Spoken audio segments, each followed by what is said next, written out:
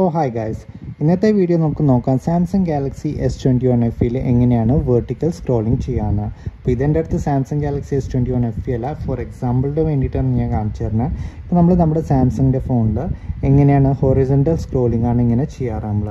പക്ഷെ നമുക്ക് vertical scrolling എങ്ങനെയാണ് സാംസങ് ഗാലക്സി S21FE ചെയ്യാൻ നമുക്ക് നോക്കാം. ഇപ്പോൾ ഇത് കണ്ടില്ലേ, എൻ്റെ Samsung Galaxy S21FE vertical scrolling ചെയ്യുന്നത്. അപ്പോൾ ഇതുമാതിരി നമുക്ക് ചെയ്യാൻ പറ്റും. അതെങ്ങനെയാണ് ചെയ്യുക ഇന്നത്തെ വീഡിയോ നമുക്ക് നോക്കാം. ഇപ്പോൾ ഇത് നമുക്ക് ഗുഡ് ലോക്ക് സപ്പോർട്ടഡ് സാംസങ് ഫോൺസിൽ മാത്രമേ പറ്റുള്ളൂ. ഇപ്പോൾ എൻ്റെ അടുത്ത് ഈ സാംസങ് ഗാലക്സി F14 നമുക്ക് ഗുഡ് ലോക്ക് സപ്പോർട്ട് ചെയ്യില്ല, അതുകൊണ്ട് ഇതിൽ നമുക്ക് ചെയ്യാൻ പറ്റില്ല. അതുകൊണ്ട് ആദ്യം ഗുഡ് ലോക്ക് പറഞ്ഞ ആപ്ലിക്കേഷൻ ഡൗൺലോഡ് ചെയ്യുക. അത് ഞാൻ കാണിച്ചു തരാം എങ്ങനെയാണ് ചെയ്യേണ്ടതെന്ന്. അതിൻ്റെ മുമ്പ് നിങ്ങൾ എൻ്റെ വീഡിയോ ചാനൽ സബ്സ്ക്രൈബ് ചെയ്തിട്ടില്ലെങ്കിൽ ഒന്ന് സബ്സ്ക്രൈബ് ചെയ്യുക. പിന്നെ നിങ്ങൾക്ക് ഈ വീഡിയോ കണ്ടിട്ട് ഇഷ്ടപ്പെടുകയാണെങ്കിൽ ഒന്ന് ലൈക്ക് ചെയ്യാനും മറക്കില്ല. അപ്പോൾ നമുക്ക് അതിന് വേണ്ടിയിട്ട് ആദ്യം നമ്മൾ എന്താ ചെയ്യേണ്ടത്, ഗാലക്സി സ്റ്റോറിൽ പോവുക. ഗാലക്സി സ്റ്റോറിൽ പോയിട്ട് നമ്മൾ ഗുഡ് ലോക്ക് പറഞ്ഞൊരു ആപ്ലിക്കേഷൻ ഡൗൺലോഡ് ചെയ്യുക. ഇപ്പോൾ ഞാൻ ഇവിടെ ടേംസ് ആൻഡ് കണ്ടീഷൻസ് അക്സെപ്റ്റ് ചെയ്യുകയാണ്. ഗാലക്സി സ്റ്റോറിൽ പോയിട്ട് അത് കഴിഞ്ഞിട്ട് ഇവിടെ പോയിട്ട് ഗുഡ് ലോക്ക് എന്ന് സെർച്ച് ചെയ്യാണ്. ഗുഡ് ലോക്ക് സെർച്ച് ചെയ്തിട്ട് അതൊന്ന് ഇൻസ്റ്റാൾ ചെയ്യട്ടെ.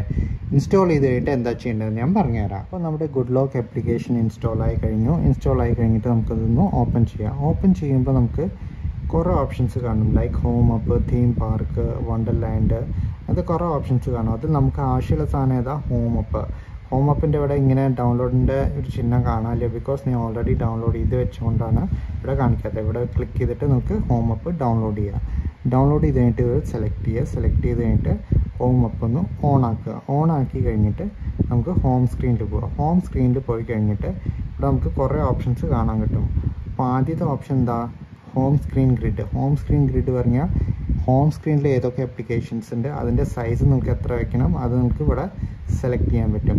അതേമാതിരി ആപ്പ് സ്ക്രീൻ ഗ്രിഡിൽ നമുക്ക് എത്ര സൈസ് വേണം അത് നമുക്ക് സെലക്ട് ചെയ്യാൻ പറ്റും. കണ്ടില്ലേ, ഞാൻ ഏറ്റവും ചെറുതാണ് വെച്ചിരിക്കുന്നത്, നിങ്ങൾക്ക് നിങ്ങളുടെ ഇഷ്ടത്തിന് അനുസരിച്ച് വെക്കാം.